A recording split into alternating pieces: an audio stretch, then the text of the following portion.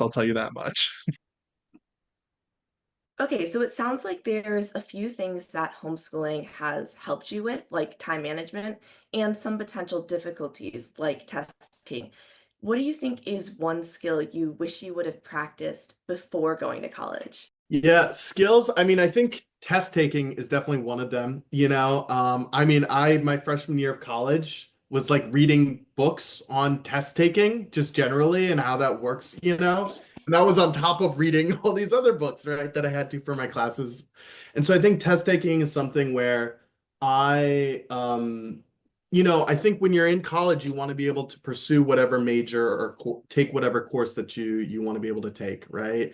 And so I think being able to have some well-rounded skills, I think matters in that respect. I think well-rounded skills in general matter less. You should do whatever you want to do, but I think I definitely had some anxiety freshman year around taking classes that were super test heavy because I had less experience in that. So I think some test taking prep beforehand would have been helpful for me. And then I think the other thing would have been developing strategies or maybe even researching more about all the resources that I had available to me while in college to be able to really fully take advantage of them. I think I was so used to being able to like have really small group sessions and be able to get help and support in the immediacy of whatever that classroom environment was, for homeschooling. And, I know that can be whatever, super broad. And so I think being able to develop strategies where like I didn't realize that I could go to the writing center really easily, right? Or I could go and find other resources or even office hours, and that I would need to do that because they're large classes, and I can't just get all the support I need in the classroom itself. And so I think some maybe less skills, but just even research around what those looked like, because I felt like I was just kind of slowly learning as issues arose, right, throughout the year. And so I think that would have helped me as well. Yeah, it's a great question. There's so many little things that sort of came up during my first semester of college that I didn't even really consider before. But I think the biggest one is probably the experience of being in college and what it means to succeed in college is very, very different than um, what it looks like to study on your own in homeschooling. So it would be good to sort of have what's the proper way to communicate this? I think being okay.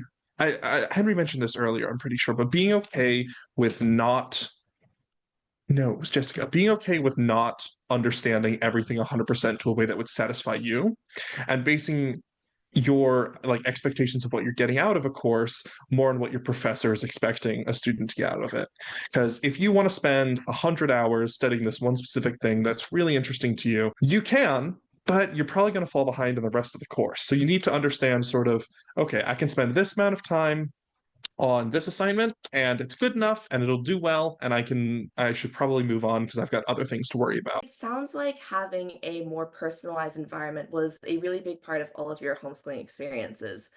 I know that it's really important for me. I had the same experience when I was, doing microeconomics or something. If there's a topic that I really want to dive into, homeschooling has given me that opportunity to do that. But I'm sure it's not exactly the same with the college experience. Was there a way that you guys found to still foster curiosity and a love for learning despite these larger classroom sizes and more structured environments? Maybe Jessica, you can go ahead and start us off. Yes, the thing that I found that really fulfilled that deep desire for learning was professors' office hours. And I was terrified of my professors at first. And like, you guys are brilliant. You have a PhD in your field. You are an expert in your field. But over the time in college, it was a reoccurring habit for me to just walk around like this one building that I spent all my time in and just pop into literally every single professor's office with super duper detailed questions for them about their field of study. Half of them, like, I'd never even had as my exact professor, but I just loved talking to them. So I think that was for me a super easy way to get an expert answer on something I was super interested in. And honestly, like, I'm so grateful for the relationships with those professors. A lot of times, a lot of my peers would look at their professors as like, wow, you are up on this pedestal and like you're unapproachable and I can't talk to you, I can't ask you questions. But I mean, I had some of the most interesting conversations about like Dostoevsky's philosophy with like my organic chemistry professor. And so many of them are very interdisciplinary themselves and have incredible knowledge and insight and truly do want to have conversations within their field of expertise and just conversations in general. So that was probably the primary way that I satisfied that desire for deeper conversation.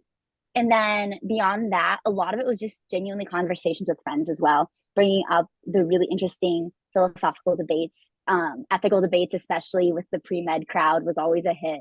And just being willing to ask the questions that I had, because I found that honestly, more people than not had an interesting answer and also wanted to discuss it. It's kind of funny because don't really view college as something people have to do, but because I knew I wanted to be a doctor, I knew I needed to go to college. So I did try to choose classes and activities that interested me the most, but I also knew there were things that I would have to take no matter what in order to go the direction I wanted to go. And I've always loved science. I like creative things too, but I really like getting scientific answers to things and highly specific answers, and you cannot always get those. And something that I coached myself through in some of my science classes or my math classes is I reminded myself of the fact that everything is an approximation. Even in science, all the scientific facts that we have are not completely set in stone. So there isn't this finish line that you're going to reach with the information for any topic, probably. So I would kind of figuratively calm myself down a little bit that it's okay that I don't fully understand this, because probably what the textbook is saying isn't fully what the situation is either, but all of these ideas are stepping stones for someone to find out more and get a better approximation in the future. And I can't do that all right now, but I can keep walking that path towards where I want to be later. So kind of flagging your interests for later review when you had time. Yeah, it makes Yeah, sense. I mean, it's the same thing comes up, but even more in an even more pressing way in medical school, because we have way more information that we're supposed to be learning.